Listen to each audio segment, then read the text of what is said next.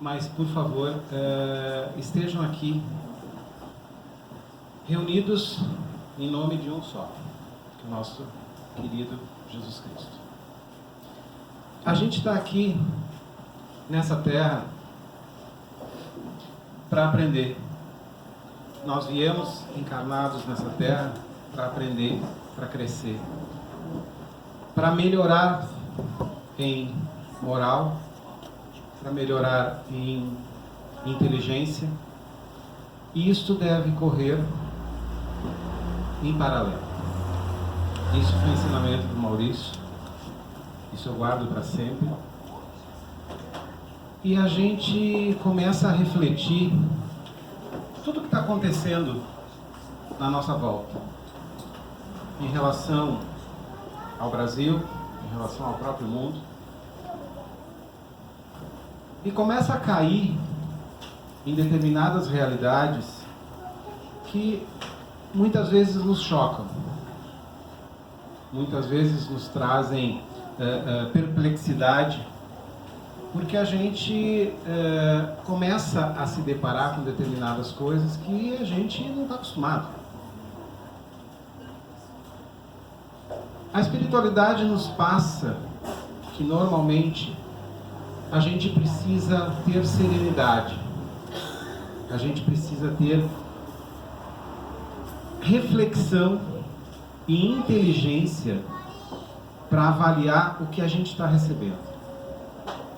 Vocês imaginem, hoje, uma criança de 7 anos, ela recebe muito mais informação que reis e rainhas, e seja lá o que for, da época do Império Romano.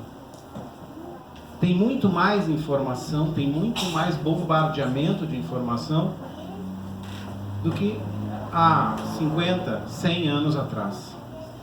Agora imaginem o que é isso para uma criança. Se a gente começar a refletir em tudo que está vindo para nós, a gente vai entender que é preciso ter serenidade, é preciso ter disciplina, é preciso ter discernimento para entender as coisas que valem para a gente e as coisas que não valem para a gente. A gente precisa entender que determinadas situações ou determinadas informações a gente precisa separar. A gente não pode receber tudo isso de peito aberto e querer digerir tudo isso de uma vez só, porque não tem como. Aí entra as depressões, aí entra as pessoas em sofrimento, porque há muita informação. Há um contexto muito grande na nossa volta para a gente conseguir digerir tudo isso. E como faz? A gente precisa respirar fundo. Ontem nós tivemos uma palestra com uma pessoa muito querida com a gente, e ele falou exatamente sobre disciplina e amor. Os nossos principais opressores, aquelas pessoas que vivem o tempo todo nos incomodando, que vivem o tempo todo nos oprimindo, que vivem o tempo todo nos provocando, são os nossos principais professores. A gente tem que parar para entender o que eles estão querendo nos dizer. Muitas vezes a gente recebe uma pessoa na família, vem uma pessoa junto à nossa família, um parente, um primo, um irmão, um pai, uma mãe, e a gente não consegue olhar para essa pessoa. Muitas vezes é gratuito. E aí? Fazemos o quê?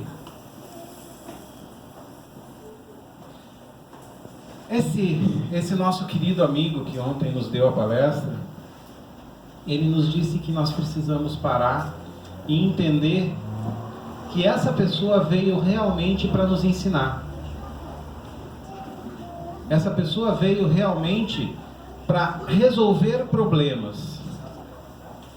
Se a gente for pensar na nossa vida como espírito e não como encarnado, nós teríamos milhares de encarnações nessa Terra e provavelmente milhares de pessoas passaram por nós, passaram pela nossa vida. Podem passar, por favor.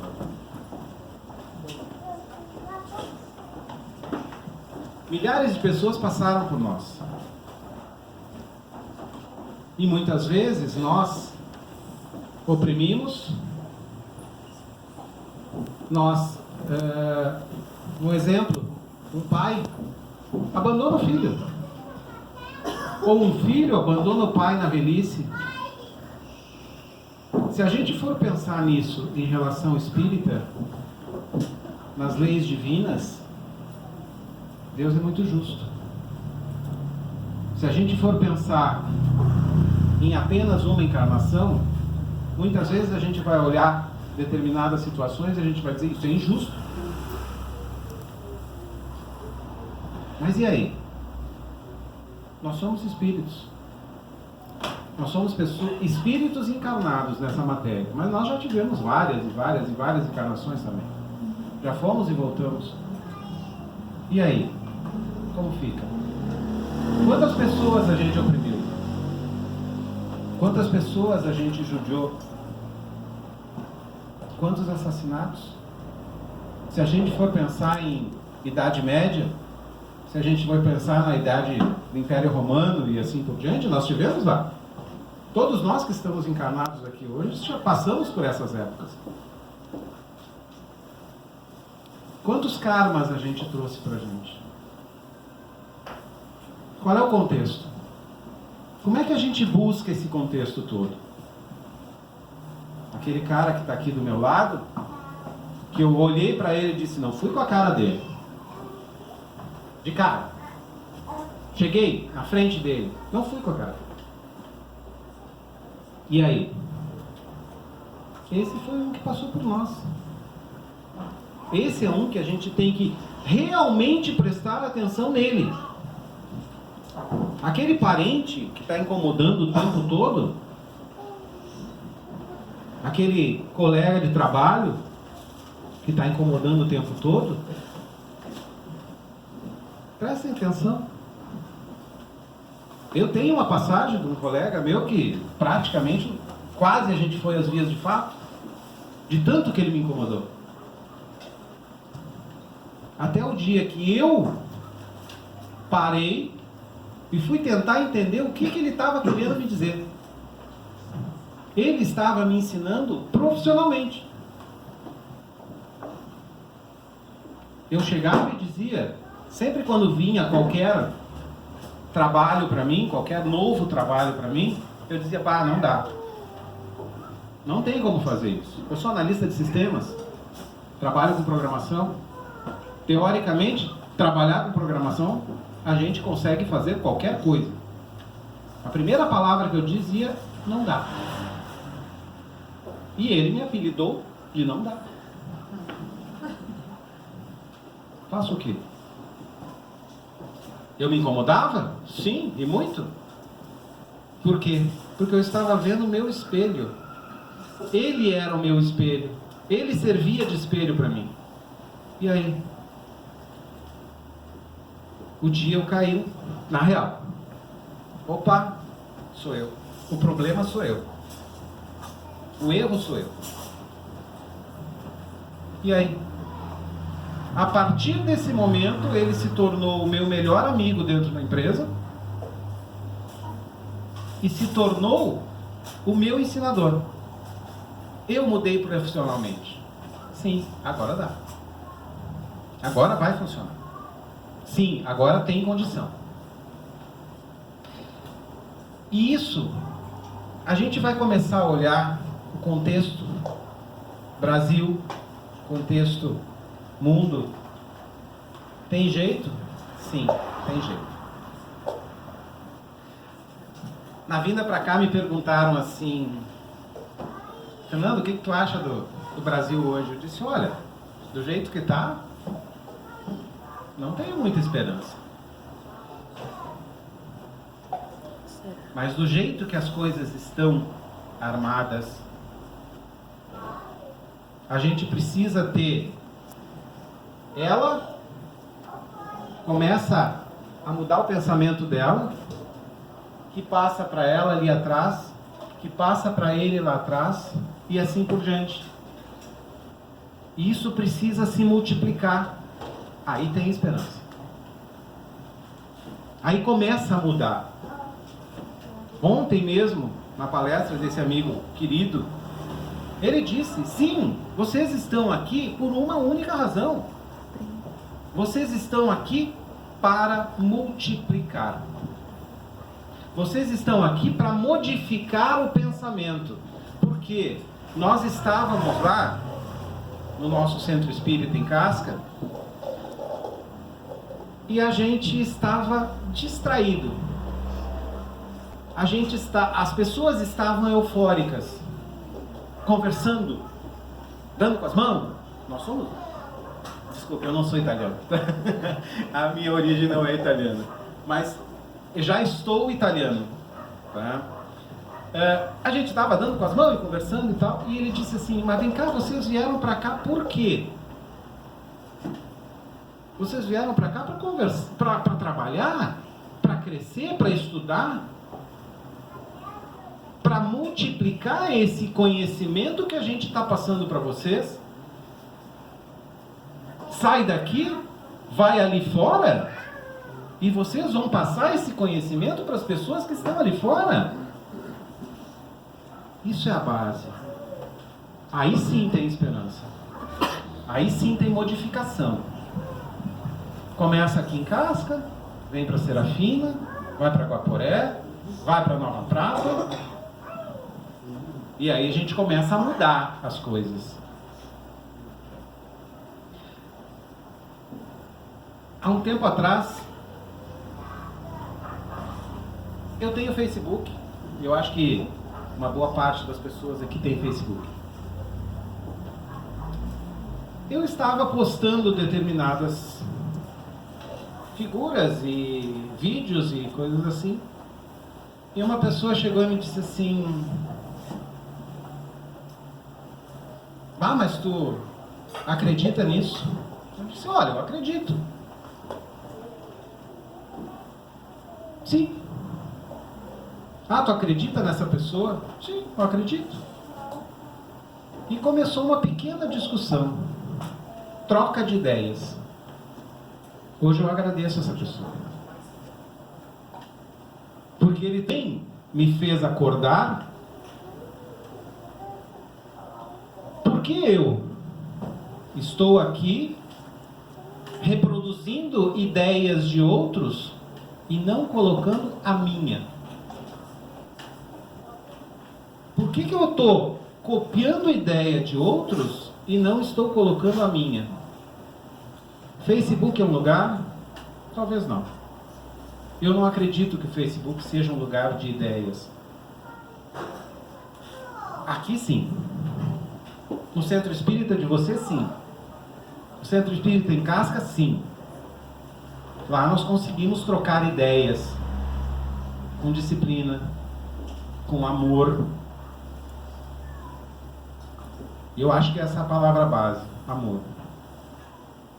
A gente trazer as pessoas para perto da gente e repassar ideias com amor, esse é o ideal. Dar um abraço nas pessoas, convencer as pessoas com amor, eu acho que é o ideal. Nós devemos ser multiplicadores. As pessoas que trabalham no centro espírita, que frequentam o centro espírita, devem ser multiplicadores. Aí sim, nós temos chance. O que nosso Senhor Jesus Cristo passou para nós? Amai-vos. Só isso. Isso é a base. Tragam as pessoas para perto de vocês. Inclusive aquelas pessoas que vivem me incomodando. Procurem analisar o que essas pessoas estão falando para vocês. Procurem analisar se essas pessoas não estão sendo espelhos e vocês estão se enxergando nelas. Uma vez uma pessoa me disse assim: Fernando, não existem vítimas. E eu acredito nisso. Voltando ao assunto, se nós formos pensar que nós temos várias encarnações nessa Terra, provavelmente nós não sejamos vítimas. Talvez muitas coisas que nós estejamos passando, talvez a pobreza, talvez a falta de carinho, a falta de uma família, nós tenhamos escolhidos no nosso planejamento reencarnatório. Sim, eu quero passar por isso para mim aprender como é que funciona. Porque daqui um pouco eu vou poder, com essa experiência, ajudar outras pessoas, outros espíritos. E aí? Pessoas que passam por pobreza, pessoas que passam por N situações. Mas como?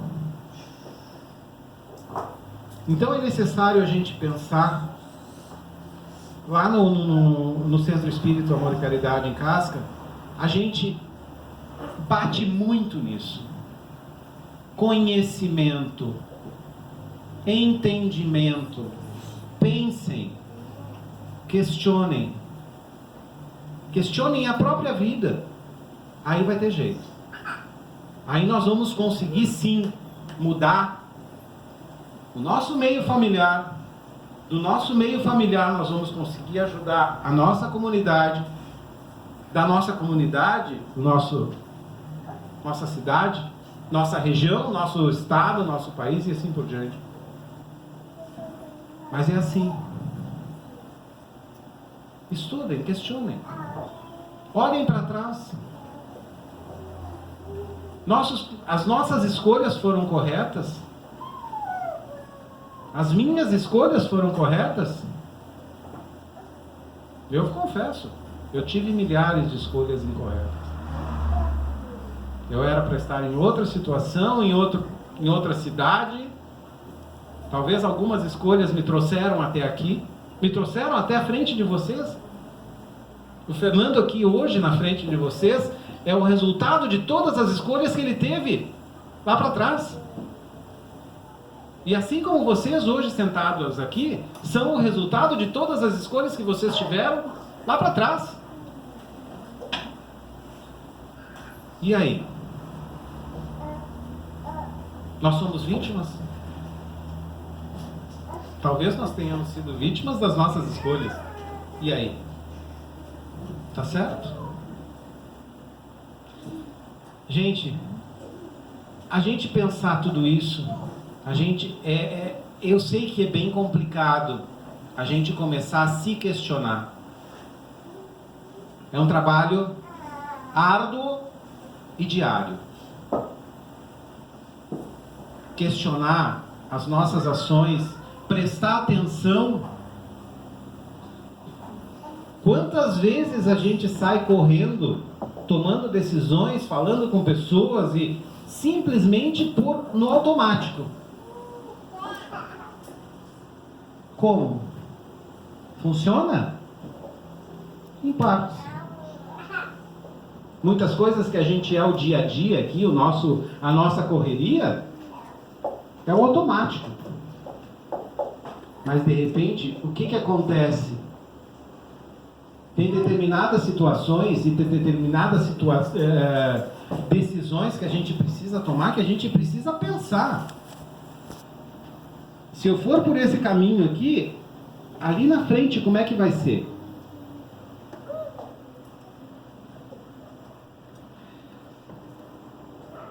E assim é assim. É tudo. É tudo que está na nossa volta. É o país, é o mundo. Infelizmente as pessoas não estão pensando nas consequências. Infelizmente as pessoas estão levando a vida, empurrando com a barriga. Eu tenho até um pouquinho. Exatamente para quê? Por quê? Porque tem que ser muito rápido. As coisas têm que crescer muito rápido. As coisas têm que funcionar muito rápido. E talvez seja aí que entra tudo isso, todo esse contexto que nós estamos vivendo.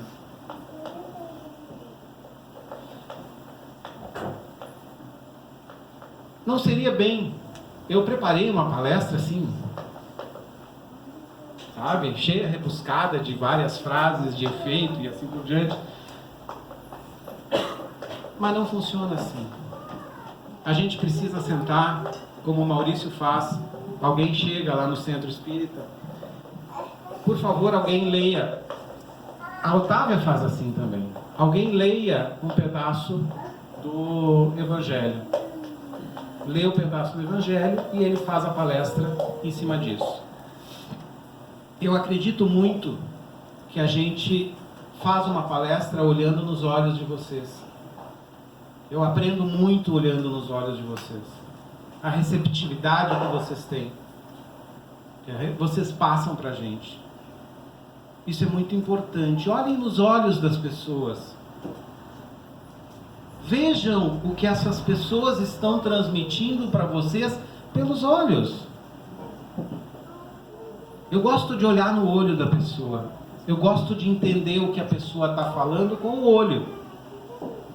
Se vocês pararem para pensar, para analisar, vocês vão conhecer as pessoas pelo olhar.